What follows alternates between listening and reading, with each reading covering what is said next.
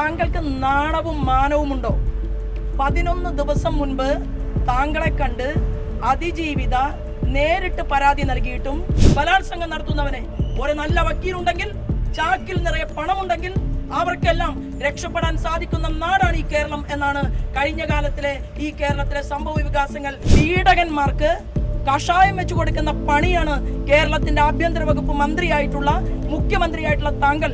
നിങ്ങൾക്ക് വേണ്ടി കൈയടിക്കുന്നത്, നിങ്ങളുടെ നല്ല വേഷങ്ങൾ കാണുമ്പോൾ കൈയടിക്കുന്നത്, നിങ്ങൾക്ക് വേണ്ടി സന്തോഷിച്ചുകൊണ്ട് ആർപ്പ് വിളിക്കുന്നത്, നിങ്ങൾ തെറ്റ് ചെയ്താൽ അതിനെ ചോദ്യം ചെയ്യില്ല എന്നുള്ള മിഥ്യാധാരണ ഒരു സിനിമാക്കാരനും വേണ്ട. ഇന്ന് രാവിലെ കേരളത്തിന്റെ ആഭ്യന്തര വകുപ്പ് കൈകാര്യം ചെയ്യുന്ന മുഖ്യമന്ത്രിയുടെ ഒരു സ്റ്റേറ്റ്മെന്റ് ശ്രദ്ധയിൽപ്പെടുകയുണ്ടായി. അദ്ദേഹം പറയുകയാണ്, അതിജീവിത അദ്ദേഹത്തോട് വെളിപ്പെടുത്തിയെന്ന്, ഭ്രൂണഹത്യ നടത്തിയില്ലെങ്കിൽ അതിജീവിതയെ കൊന്നുകളയുമെന്ന് രാഹുൽ മാങ്കൂട്ടം പറഞ്ഞു എന്നാണ് മുഖ്യമന്ത്രി കേരളത്തിലെ പൊതുജനങ്ങളുടെ മുന്നിൽ പറഞ്ഞിരിക്കുന്നത്. ഞാൻ കേരളത്തിൻ്റെ മുഖ്യമന്ത്രിയോട് ചോദിക്കാൻ ആഗ്രഹിക്കുന്നത്, താങ്കൾക്ക് നാണവും മാനവുമുണ്ടോ? 11 ദിവസം മുൻപ് താങ്കളെ കണ്ട് അതിജീവിത നേരിട്ട് പരാതി നൽകിയിട്ടും ഈ കേരളത്തിൻ്റെ ആഭ്യന്തര വകുപ്പിനെ മുഴുവൻ നിഷ്ക്രിയമാക്കി നിർത്തി എങ്ങനെയാണ് മിസ്റ്റർ രാഹുൽ മാങ്കൂട്ടത്തിന് ഈ മുൻകൂർ ജാമ്യം അനുവദിക്കപ്പെട്ടത്? താങ്കളല്ലേ കേരളത്തിൻ്റെ ആഭ്യന്തര വകുപ്പ്? താങ്കളല്ലേ കേരളത്തിലെ പെൺകുട്ടികൾക്ക് നീതി നടപ്പിലാക്കി കൊടുക്കേണ്ടത്? അതിജീവിതയുടെ കൂടെ നിൽക്കുന്നുവെന്ന് വരുത്തി തീർത്തുകൊണ്ട്, ജനാധിപത്യത്തെ അട്ടിമറിച്ചുകൊണ്ട്, പീഡകന്മാർക്ക് കഷായം വെച്ചു കൊടുക്കുന്ന പണിയാണ് കേരളത്തിന്റെ ആഭ്യന്തര വകുപ്പ് മന്ത്രിയായിട്ടുള്ള മുഖ്യമന്ത്രിയായിട്ടുള്ള താങ്കൾ കേരളത്തിൽ നാളിതുവരെ നടത്തിക്കൊണ്ടിരിക്കുന്നത്. അതുകൊണ്ട് ഈ കേരളത്തിന്റെ പൊതുസമൂഹത്തിന് മറ്റൊരു മുഖ്യമന്ത്രിയുടെ മുഖം ഇന്ന് ഓർമ്മ വരികയാണ്. അത് കമ്മ്യൂണിസ്റ്റ് പാർട്ടിയുടെ തന്നെ ഒരു മുഖ്യമന്ത്രിയായിരുന്നു മിസ്റ്റർ അച്യുതാനന്ദൻ. സ്വന്തം പാർട്ടി കൊട്ടേഷൻ കൊടുത്തു എന്ന് ബോധ്യമുണ്ടായിട്ടും ഒരു സ്ത്രീ ഭർത്താവിനെ നഷ്ടപ്പെട്ട് നെഞ്ചുപൊട്ടി കരയുന്നത് കേരളത്തിൽ കണ്ടപ്പോൾ ആ മുഖ്യമന്ത്രി നേരെ അവരുടെ അരികിലേക്ക് ചെല്ലുന്നതും ആ സ്ത്രീക്ക് ആശ്വാസം പകരുന്നതും കണ്ട കേരളത്തിലാണ് അഭിനയത്തിന്റെ സമ്രാട്ടായിട്ടുള്ള കേരളത്തിന്റെ മുഖ്യമന്ത്രി. താങ്കൾ ഇങ്ങനെ വികലമായ രീതിയിൽ കേരളത്തിന്റെ പൊതുസമൂഹത്തോട് ഇപ്പൊ പ്രതികരിക്കുന്നത്, ഇവിടുത്തെ സാധാരണപ്പെട്ട സ്ത്രീകൾ എങ്ങനെയാണ് കേരളത്തിൽ ജീവിക്കുക? ഏതൊരു പെൺകുട്ടിയെയും, ഏതൊരു അമ്മയെയും, ഏതൊരു പെൺകുഞ്ഞിനെയും, ഏതൊരു കൗമാരക്കാരിയെയും, ഏതൊരു യൗവനയുക്തയായ സ്ത്രീയെയും വാഹനത്തിൽ കൊണ്ടു നടന്ന് തട്ടിക്കൊണ്ടുപോയി 6 മണിക്കൂറും 7 മണിക്കൂറും ബലാത്സംഗം നടത്തുന്നവനെ ഒരു നല്ല വക്കീലുണ്ടെങ്കിൽ, ചാക്കിൽ നിറയെ പണമുണ്ടെങ്കിൽ അവർക്കെല്ലാം രക്ഷപ്പെടാൻ സാധിക്കുന്ന നാടാണ് ഈ കേരളം എന്നാണ് കഴിഞ്ഞ കാലത്തിലെ ഈ കേരളത്തിലെ സംഭവ വികാസങ്ങൾ ഓർമ്മപ്പെടുത്തുന്നത് എന്നുകൂടി കേരളത്തിന്റെ ആഭ്യന്തര വകുപ്പ് മന്ത്രി മനസ്സിലാക്കിയാൽ നല്ലത്. നിങ്ങളുടെ വീടിനകത്തിരിക്കുന്ന ശ്രീമതി കമലയ്ക്കും അതുപോലെ തന്നെ നിങ്ങളുടെ മകൾ വീണയ്ക്കും മാത്രമല്ല നീതി കിട്ടേണ്ടത്, ഈ കേരളത്തിലെ മുഴുവൻ പെൺകുട്ടികൾക്കും നീതി കിട്ടണമെന്ന് ആഗ്രഹിക്കുന്ന പൊതുസമൂഹത്തിന്റെ മുന്നിൽ നിങ്ങൾ ഇന്ന് നടത്തിയിട്ടുള്ള നാടകമുണ്ടല്ലോ, ആ നാടകം വിശ്വസിക്കാൻ മാത്രം മടയന്മാരല്ല കേരളത്തിലെ ജനങ്ങൾ. ഇന്നലെ അതിന്റെ വിധി എഴുത്ത് തെക്കൻ കേരളത്തിൽ ഉണ്ടായിട്ടുണ്ടാകും. ഇന്ന് വടക്കൻ കേരളത്തിലും ആ വിധി എഴുത്ത് ഉണ്ടായിരിക്കും എന്ന് തന്നെയാണ് ഞാൻ മനസ്സിലാക്കുന്നത്. രണ്ടാമതൊരു സ്റ്റേറ്റ്മെന്റ് അങ്ങ് പറയുകയാണ്, അമ്പലക്കൊള്ളയെ കുറിച്ചാണ് പറഞ്ഞത്. മുഖ്യമന്ത്രി പറഞ്ഞതായതുകൊണ്ടാണ് പേപ്പർ നോക്കി മറുപടി പറയുന്നത്. ശബരിമലയിൽ നടക്കാൻ പാടില്ലാത്തത് നടന്നുവെന്നാണ് മുഖ്യമന്ത്രി പറഞ്ഞത്. എങ്ങനെയാണ് മിസ്റ്റർ പിണറായി വിജയൻ ശബരിമലയിൽ നടക്കാൻ പാടില്ലാത്തത് താങ്കൾ ആഭ്യന്തര വകുപ്പ് മന്ത്രിയായിരിക്കുമ്പോൾ നടന്നത്? അവിടുത്തെ CCTV ക്യാമറകൾ എവിടെ പോയി? അവിടുത്തെ പോലീസ് അധികാരികൾ എവിടെ പോയി? അവിടെ ശബരിമലയുടെ താഴെ അങ്ങനെ വാഹനം കൊണ്ടുവന്നിട്ട് കട്ടിളപ്പാളി പൊളിച്ചെടുത്തു കൊണ്ടുപോകാൻ നിങ്ങളുടെ പാർട്ടി സംവിധാന പ്രകാരം ഒരു കോർപ്പറേഷന്റെ ബോർഡിന്റെ ചെയർമാന് മാർക്സിസ്റ്റ് പാർട്ടി അറിയാതെ ഇതൊക്കെ ചെയ്യാൻ സാധിക്കുമെന്നാണോ അങ്ങ് കേരളത്തിലെ പൊതുസമൂഹത്തോട് വിവരിക്കുന്നത്? ആണോ? ആരെയാണ് താങ്കൾ പറ്റിക്കുന്നത് കേരളത്തിൽ? വാസവൻ എന്തേ അറസ്റ്റ് ചെയ്യാത്തത്? എന്തേ അന്നത്തെ കടകംപള്ളിയുടെ മൗനം? ഞാൻ നേരത്തെയും പത്രസമ്മേളനത്തിൽ പറഞ്ഞിരുന്നു, കേരളത്തിന്റെ അന്നത്തെ ദേവസ്വം വകുപ്പ് മന്ത്രി കടകംപള്ളിയുടെ മൗനം ഭഞ്ജിച്ചാൽ അത് പിണറായി വിജയൻ എന്ന് പറയുന്ന കേരളത്തിന്റെ മുഖ്യമന്ത്രിയിലേക്കുള്ള ദൂരമായിരിക്കും എന്ന് ഞാൻ പറയുകയുണ്ടായി. ദേവസ്വം ബോർഡിന്റെ ചെയർമാൻ വാസുവും കടകംപള്ളിയും പത്മകുമാറും മാത്രമാണ് ഈ തീവട്ടിക്കൊള്ളയുടെ കാരണക്കാർ എന്ന് കേരളം മനസ്സിലാക്കുമെന്ന് അങ്ങ് കരുതരുത്. കോർപ്പറേഷന്റെ ചെയർമാന് മാർക്സിസ്റ്റ് പാർട്ടിയുടെ സംസ്ഥാന സെക്രട്ടറി ആയിരുന്ന, മുൻപായിരുന്ന, ഇന്ന് കേരളത്തിന്റെ മുഖ്യമന്ത്രിയായിട്ടുള്ള ആഭ്യന്തര വകുപ്പ് കൈകാര്യം ചെയ്യുന്ന മിസ്റ്റർ പിണറായി വിജയൻ അറിയാതെ ശബരിമലയിലെ തീവെട്ടിക്കൊള്ള നടക്കുമെന്ന് കേരളത്തിന്റെ പൊതുസമൂഹം വിശ്വസിക്കുന്നില്ല. ഒരു പ്രതിപക്ഷം ഇവിടെയുണ്ട്. എന്താ പ്രതിപക്ഷം? ഇവിടുത്തെ CPIM-ന്റെ ആഭ്യന്തര വകുപ്പ് മന്ത്രി മാരീജന്റെ വേഷത്തിലാണ് കേരളത്തിൽ നടക്കുന്നത്. മാരീജന്റെ വേഷത്തിൽ നടക്കുന്ന ഈ കേരളത്തിന്റെ ആഭ്യന്തര വകുപ്പ് മന്ത്രിക്കെതിരെ നിയമസഭയിൽ ആർജവത്തോടുകൂടി നട്ടല് നിവർത്തി നിന്ന് അങ്ങോട്ട് കാര്യങ്ങൾ മണിമണിയായി ചോദിക്കാൻ, ഉത്തരം പറയിപ്പിക്കാൻ തന്റെ ഇടമുള്ള ഒരു പ്രതിപക്ഷത്തിന്റെ അഭാവമാണ് ഇന്ന് കേരളം അഭിമുഖീകരിച്ചു കൊണ്ടിരിക്കുന്നത് എന്നുകൂടി പറയാൻ ഞാൻ ഈ അവസരത്തെ ഉപയോഗപ്പെടുത്തുകയാണ്. ദുഃഖമാണ്. കഴിഞ്ഞ ദിവസത്തെ കോടതി വിധി കേട്ടപ്പോൾ വളരെ വലിയ ദുഃഖമാണ് ഉണ്ടായത്. ഞാൻ 48 മണിക്കൂർ പീഡിപ്പിക്കപ്പെട്ട അതിജീവിതയ്ക്ക് വേണ്ടി കൊച്ചിയിൽ പോലീസ് അധികാരികൾ പറഞ്ഞു അറസ്റ്റ് ചെയ്ത് ജയിലിലടയ്ക്കും. റോഡിൽ പാവിരിച്ചു കിടന്ന് 48 മണിക്കൂർ അതിജീവിതയ്ക്ക് വേണ്ടി അന്ന് മഹിളാ മോർച്ചയുടെ സംസ്ഥാന അധ്യക്ഷ എന്നുള്ള രീതിയിൽ പോരാട്ടത്തിന് നേതൃത്വം കൊടുത്ത ഒരു സ്ത്രീയാണ്. കോടതി വിധി കേട്ടപ്പോൾ ചങ്ക് തകർന്നുപോയി. കാരണം കോടതി എന്ന് പറയുന്നത് അവസാന വാക്കാണ്. പക്ഷേ ഇതിന്റെ മുകളിലും കോടതിയുണ്ട്.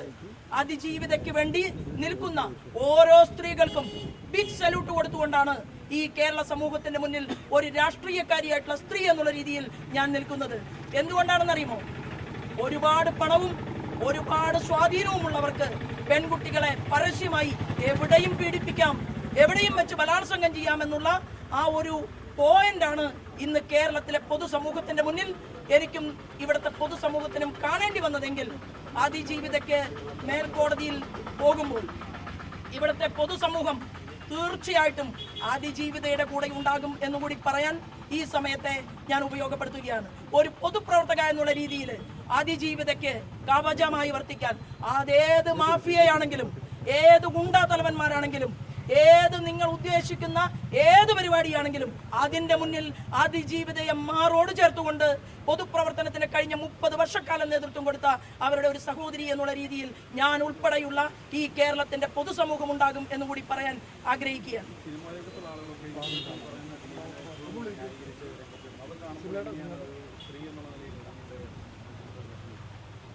പുച്ഛമാണ് തോന്നുന്നത്. കാരണം യഥാർത്ഥത്തിൽ ഞാൻ ഇവിടുത്തെ മാധ്യമ സുഹൃത്തുക്കളോട് പറയുകയാണ്, ഈ കേസിൽ മാർക്സിസ്റ്റ് പാർട്ടിയുടെ ജില്ലാ സെക്രട്ടറി ശ്രീമാൻ വർഗീസ് വിധി പറഞ്ഞിരുന്നെങ്കിലോ എന്താകും കേസിന്റെ മെറിറ്റ്?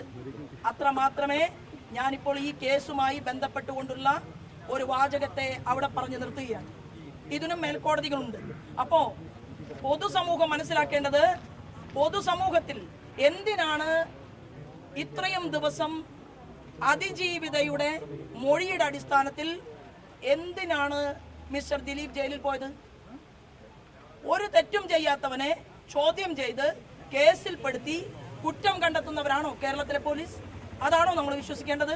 അപ്പൊ പോലീസ് അധികാരികൾ ചോദ്യം ചെയ്തതിനു ശേഷം, തെളിവുകൾ എടുത്തതിനു ശേഷം നമുക്ക് മനസ്സിലാക്കേണ്ടത് അതിഗൗരവതരമായിട്ടുള്ള ഒരു തെറ്റ് ഇവിടെ സംഭവിച്ചിട്ടുണ്ട്. അതായത് ഏറ്റവും വലിയ രേഖയടങ്ങുന്ന, ഏറ്റവും വലിയ ഇതുമായി ബന്ധപ്പെട്ട രേഖയടങ്ങുന്ന തെളിവ് 3 തവണ തുറക്കപ്പെട്ടു എന്നുള്ളതാണ്, ഓപ്പൺ ചെയ്തു എന്നുള്ളതാണ്. ആരാണത് ഓപ്പൺ ചെയ്തിട്ടുണ്ടാവുക?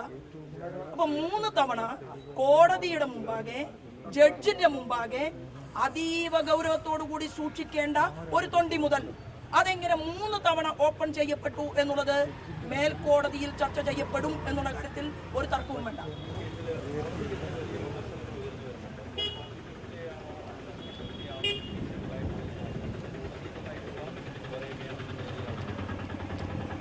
ഇരയോടൊപ്പം നിൽക്കുന്നു എന്ന് നടിക്കുക, എന്നാൽ വേട്ടക്കാരനോടൊപ്പം നിൽക്കുക. അണിയറയിൽ വേട്ടക്കാരനെ സംരക്ഷിക്കാൻ ആവശ്യമായിട്ടുള്ള എല്ലാ സാഹചര്യങ്ങളും ഒരുക്കി കൊടുക്കുക. അത് പ്രോസിക്യൂഷനെ പരാജയപ്പെടുത്തിക്കൊണ്ടാണെങ്കിൽ അങ്ങനെ, പ്രാഥമിക ഘട്ടത്തിലുള്ള തെളിവുകൾ അട്ടിമറിക്കുന്ന കാര്യത്തിലാണെങ്കിൽ അങ്ങനെ, ഒരു രേഖ എവിടെയെങ്കിലും ഉണ്ടെങ്കിൽ അതിനെ ഓപ്പൺ ചെയ്തു കൊടുക്കുകയാണെങ്കിൽ അങ്ങനെ, ഇങ്ങനെ നിർണായകമായ പല സംഭവങ്ങളും ഇതിൽ നടന്നിട്ടുണ്ട്. പണ്ടൊരു കേസ് ഉണ്ടായിരുന്നു കേരളത്തിൽ, മിസ്റ്റർ ആന്റണി രാജുവിന്റെ ഒരു കേസ്. ആ കേസിൽ തൊണ്ടി മുതൽ എന്ന് പറയുന്നത് ഒരു അടിവസ്ത്രമായിരുന്നു. അപ്പോൾ ഒരു വിദേശിയുടെ അടിവസ്ത്രത്തിൽ മയക്കുമരുന്ന് ഒളിപ്പിച്ചു എന്നുള്ള കേരളം ചർച്ച ചെയ്യപ്പെട്ട ഒരു കേസിൽ എന്ത് ചെയ്തു? തൊണ്ടി മുതൽ അങ്ങോട്ട് എടുത്തിട്ട് അദ്ദേഹത്തിന്റെ ശരീരത്തിന് യോജിക്കാത്ത ഒരു അടിവസ്ത്രം അങ്ങോട്ട് വെച്ചു കൊടുത്തു. അപ്പൊ എന്തായി? കേസ് ദുർബലമായി പോയി. അപ്പൊ കേസിനെ എങ്ങനെ ദുർബലമാക്കണമെന്നും കേസിന്റെ പ്രാഥമിക അന്വേഷണത്തിൽ എങ്ങനെ നിൽക്കണമെന്നും പിന്നീട് എന്തെല്ലാം നിലപാടുകൾ എടുക്കണമെന്നും ഒക്കെ തീരുമാനമെടുത്തിട്ടുള്ള ഒരു വലിയ മാഫിയ പ്രവർത്തനത്തിന് കേരളത്തിന്റെ ആഭ്യന്തര വകുപ്പ് നേതൃത്വം കൊടുക്കുന്നു. പിന്നെയോ എല്ലാം പെൺവേട്ടക്കാരല്ലേ കൂടെയുള്ളത്? സ്വന്തം പാർട്ടിയുടെ നേതാവിന്റെ മകളെ പീഡിപ്പിച്ചുവെന്ന് കേരള രാഷ്ട്രീയം ചർച്ച ചെയ്ത ഒരു മനുഷ്യനാണ് കേരളത്തിലെ മുഖ്യമന്ത്രിയുടെ ഉപദേശകൻ അല്ലേ? ഒരാൾ കണ്ണൂരിൽ നിന്ന് വന്നു, തിരുവനന്തപുരത്ത് ഉപദേശിക്കാൻ ആളില്ലാത്തതുകൊണ്ടാണോ കണ്ണൂരിൽ നിന്ന് ഒരാളെ കൊണ്ടുവന്നത് ഉപദേശിയായിട്ട്? അത് പെൺവേട്ടക്കാരനാണ് എന്ന് തെളിഞ്ഞൊരു വ്യക്തിയാണ്. ഇപ്പോഴോ മിസ്റ്റർ ജയതിലകൻ എത്ര പെൺകുട്ടികളുടെ പരാതി ഉണ്ടായിരുന്നു? ആ പരാതികളെല്ലാം അട്ടിമറിച്ചു കൊടുത്തില്ലേ? അങ്ങനെ ഒരാൾ കൂടെ നിൽക്കുകയാണ്. കഴിഞ്ഞ തവണ ഒരാൾ ഉണ്ടായിരുന്നല്ലോ, മിസ്റ്റർ ശിവശങ്കരൻ. എന്തായിരുന്നു? സ്വപ്ന സുരേഷ് പറഞ്ഞില്ലേ? അപ്പോ സ്ത്രീ പീഡകന്മാരുടെ പെൺവേട്ടക്കാരുടെ നടുവിലിരുന്നു കൊണ്ട് കേരളത്തിലെ പെൺകുട്ടികളുടെ മാനം തകർക്കാൻ പരിശ്രമിക്കുകയും നട്ടല്ലില്ലാത്ത പ്രതിപക്ഷത്തിന്റെ നല്ല നടപ്പില്ലാത്തത് കൊണ്ട്. എന്താ നല്ല നടപ്പ്? ഇവിടെ ഇന്ന് കേരളത്തിൽ പ്രതിപക്ഷം ആർജവം കാണിക്കേണ്ട പല പോയിന്റുകളിലും അവർ ആഭ്യന്തര വകുപ്പിന് പരസ്യമായിട്ടല്ലെങ്കിലും രഹസ്യമായി സഹായം ചെയ്തു കൊടുക്കുകയാണ്. അതാണ് അടൂർ പ്രകാശിന്റെ ഹൃദയത്തിൽ നിന്ന് വന്ന വാക്കാണത്. കഴിഞ്ഞ ദിവസം അടൂർ പ്രകാശ് മാത്രമല്ല, കോൺഗ്രസുകാർ മുഴുവൻ അത് പറയാനാണ് ആഗ്രഹിക്കുന്നത്. എന്നാൽ തെരഞ്ഞെടുപ്പിന്റെ മുന്നിൽ നിൽക്കുമ്പോൾ എന്നോട് ഇന്ന് ഇവിടേക്ക് പോരുന്ന സമയത്ത് പ്രധാനപ്പെട്ട ഒരാൾ ചോദിക്കുകയാണ്, നിങ്ങളിങ്ങനെ എല്ലാ കേസും, പ്രധാനപ്പെട്ട ഒരാളെന്ന് പറഞ്ഞാൽ രാഷ്ട്രീയക്കാരനല്ല, നിങ്ങളിങ്ങനെ എല്ലാ കേസും നിങ്ങളിങ്ങനെ പറയാൻ തുടങ്ങിയാൽ നിങ്ങൾക്ക് കേരളത്തിൽ ജയിക്കണ്ടേ എന്നാണ് ചോദിച്ചത്. എന്താ അതിനർത്ഥം? ശോഭാ സുരേന്ദ്രന് ഭാവി കേരളത്തിൽ എവിടെയെങ്കിലും ജയിച്ച് MLA ആകണ്ടേ എന്നുള്ള ഒരു ചോദ്യം ഞാനത് കേട്ടപ്പോൾ ഹൃദയത്തിൽ വല്ലാത്തൊരു വേദനയാണ് ഉണ്ടായത്. അതായത് തെരഞ്ഞെടുപ്പിൽ വിജയിക്കണമെന്ന് കരുതി പണമുള്ളവരുടെ കൂടെ നിൽക്കുക, ചാക്കിൽ പണവുമായി നടന്ന് ആക്രമിക്കപ്പെടാൻ വേണ്ടിയിട്ട് ഒരു ടീമിനെ ഒരുക്കിയിട്ടുള്ള ആളുകളുടെ കൂടെ നിൽക്കുക, നട്ടല് പണയം വെക്കുക എന്ന് പറഞ്ഞാൽ അതിന് സൗകര്യമില്ല എന്ന് തീരുമാനിച്ചുകൊണ്ടാണ് കഴിഞ്ഞ എത്രയോ വർഷമായിട്ട് എന്തും അനുഭവിക്കാം എന്നുള്ള രീതിയിലാണ് കഴിഞ്ഞ എത്രയോ വർഷമായിട്ട് ഞാൻ ഈ പൊതുപ്രവർത്തന രംഗത്തുള്ളത്. ഞങ്ങൾ അമ്മമാർക്കറിയണം, കേരളത്തിന്റെ ആഭ്യന്തര വകുപ്പ് കൈകാര്യം ചെയ്യാൻ ഈ മുഖ്യമന്ത്രി അല്ലാതെ ഈ മാർക്സിസ്റ്റ് പാർട്ടിക്കകത്തോ CPI-യിലോ അല്ലെങ്കിൽ ഇവരുടെ ഘടകകക്ഷികളിലോ ഏതെങ്കിലും ഒരാൾ ഉണ്ടോ? പെൺകുട്ടികളുടെ മാനത്തിന് വില പറയുമ്പോൾ ഞങ്ങൾ അവന്മാരെ പിടിക്കും, കൽത്തുറങ്കിൽ അടയ്ക്കും, കൃത്യമായി കേസെടുക്കും എന്ന് പറയാൻ സാധിക്കുന്ന ഏതെങ്കിലും ഒരുത്തനുണ്ടെങ്കിൽ ഈ ആഭ്യന്തര വകുപ്പ് വെച്ചൊഴിയുകയാണ് കേരളത്തിന്റെ മുഖ്യമന്ത്രിക്ക് നല്ലത്. അല്ലെങ്കിൽ ഈ മാർക്സിസ്റ്റ് പാർട്ടി ദേശീയ തലത്തിൽ സംഭവിച്ചതുപോലെ പടവലങ്ങ പോലെ ഉള്ളതുപോലും നഷ്ടപ്പെടുമെന്നുള്ള കാര്യത്തിൽ ഒരു തർക്കവും വേണ്ട. മാർക്സിസ്റ്റ് പാർട്ടിക്ക് ബദലല്ല കോൺഗ്രസ്. കോൺഗ്രസിന്റെ കഴിവുകേട് കൊണ്ടാണ് മാർക്സിസ്റ്റ് പാർട്ടി ഇന്ന് കേരളത്തിൽ ഈ രീതിയിൽ മുന്നോട്ട് പോകുന്നത് എന്നുകൂടി പറഞ്ഞുകൊണ്ട് ഞാൻ എന്റെ വാക്കുകൾ നിർത്തുകയാണ്. ഈ കോടതി ഉത്തരവ് വരുന്നത് കാത്തിരിക്കുകയായിരുന്നു സിനിമാ സംഘടനകൾ കൂട്ടത്തോടെ ദിലീപിനെ വരവേൽക്കാനും സ്വീകരിക്കാനും.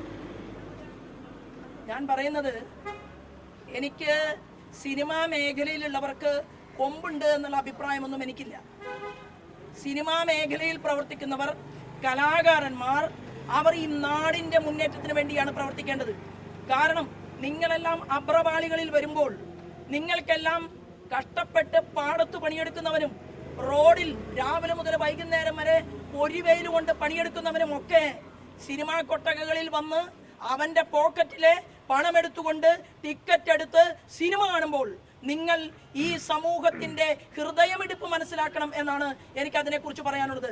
നിങ്ങൾക്ക് വേണ്ടി കൈയടിക്കുന്നത്, നിങ്ങളുടെ നല്ല വേഷങ്ങൾ കാണുമ്പോൾ കൈയടിക്കുന്നത്, നിങ്ങൾക്ക് വേണ്ടി സന്തോഷിച്ചുകൊണ്ട് ആർപ്പു വിളിക്കുന്നത്, നിങ്ങൾ തെറ്റ് ചെയ്താൽ അതിനെ ചോദ്യം ചെയ്യില്ല എന്നുള്ള മിഥ്യാധാരണ ഒരു സിനിമാക്കാരനും വേണ്ട.